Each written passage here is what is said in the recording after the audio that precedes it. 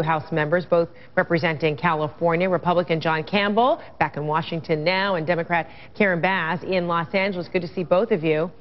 All right, so this week, what efforts will be made on Capitol Hill to avert a government shutdown at the end of the month? Congresswoman Bass, do you see these forced spending cuts as kind of a prelude to a government shutdown?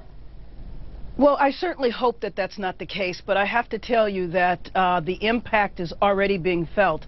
I met with my constituents here over the weekend, and there's major concerns. I'm concerned about unemployment insurance, the people who've been on long-term unemployment, and the fact that they're going to experience a reduction in their checks. And so I'm very concerned about what has already taken place, let alone what the potential is over the next few weeks. And when you see that tape of our, Dana Bash chasing after members of Congress on Friday who were saying they're leaving and, they'll come back if called, is that an embarrassment for all lawmakers that there was business that was unfinished yet they would move on and leave Washington as opposed to staying in the city and getting some work done? Congresswoman Bass, you first. Well, frankly, I would have been happy to stay, but the fact of the matter is that if Congress adjourns, then there's not much that can take place. However, I do think, though, that the leadership in both houses, works regardless of whether or not the entire House is in session. But I do think we should be there. I'm going back in the next couple of hours, and I will hold out hope that this week we'll be able to get some work done. And Congressman Campbell, do you think this is an embarrassing moment for all lawmakers, that perhaps that exit symbolizes a feeling of, we just really don't care? Well, no, I don't think that's the case at all. I think everybody cares, regardless of which side of this issue you're on. I think everyone cares about it. We'll be in session tomorrow, and we'll be dealing with the government shutdown issue that you discussed. I mean, the sequester is not the great, huge disaster and Armageddon that the president and some people seem to make it out to be. It still means the non-defense part of government will have increased by more than inflation over the last 4 years. So they're still spending more money. Total spending in the government after the sequester will still be more this year than last. What I think will happen now... Do you think the sequester is okay? People are overreacting if they think that this is a real blight. What's not okay is if we don't deal with our debt and our deficit. That's where the real Armageddon is going to be, when people won't buy our debt anymore. This is 2% of the federal budget. It's the least we can do at this point, and we frankly need to do quite a bit more to get spending and the deficits under control.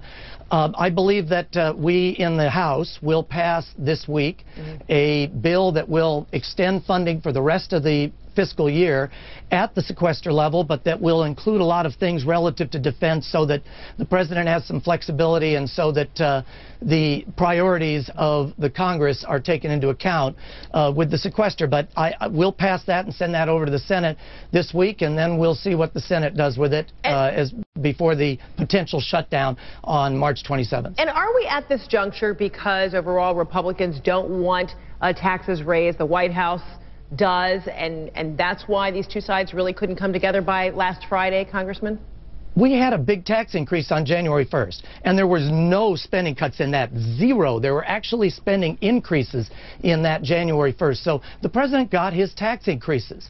And so now what we need to do is get some spending cuts, get some reductions and entitlement reforms to bring this deficit under control. What I'm afraid is that the president doesn't seem to care about the deficit. He seems to want to actually increase spending rather than reducing it. And if we continue these trillion-dollar deficits forever, eventually we will. It's not speculation. We'll be like Greece or Spain. People won't buy our debt, and then we'll have a real collapse. So this then is we have to cut spending by 25% we all heard before November. And I wonder, Congresswoman, if this simply says that over the next 4 years, no matter what, there will be no compromise. There will be no meeting of the minds. It won't matter whether there's a meeting on Capitol Hill or a meeting at the White House, but things just will not get done in any other fashion except what we have just seen.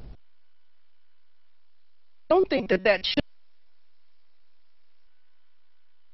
because the Republicans broke with the policy that every single Republican has to vote on the bill in order for it to go through. So both Democrats and Republicans came together and passed the Violence Against Women's Act, and I believe that if we could continue forward in that manner, we will be able to get something done. I do have to beg to differ with my good friend, though, because in terms of the sequester, I do think the damage is going to be significant. The most important issue in our country right now is jobs, and the potential of losing 750,000 jobs is devastating.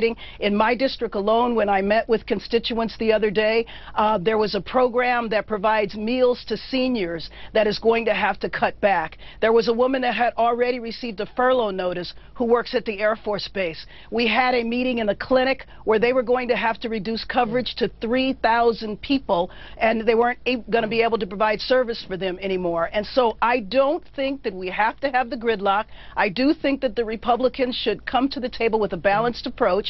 And in terms of spending cuts, that's all we've done over the last couple of years. We've had $1.5 trillion in spending cuts, cuts to education, so Congressman, real cuts to quick, healthcare. in about 10 seconds or less, if you have a response to any of that. In 10 seconds, just to say spending is more in the federal government, according to CBO, this year than last year. So if we had cuts, why is spending more? We haven't cut anything significant. It's time to start. All right, Congressman John Campbell. Oh, people who get those cuts feel it's significant. Thank you so much to both of you. Appreciate it. And hopefully some work gets done this week. A lot of people are counting on it.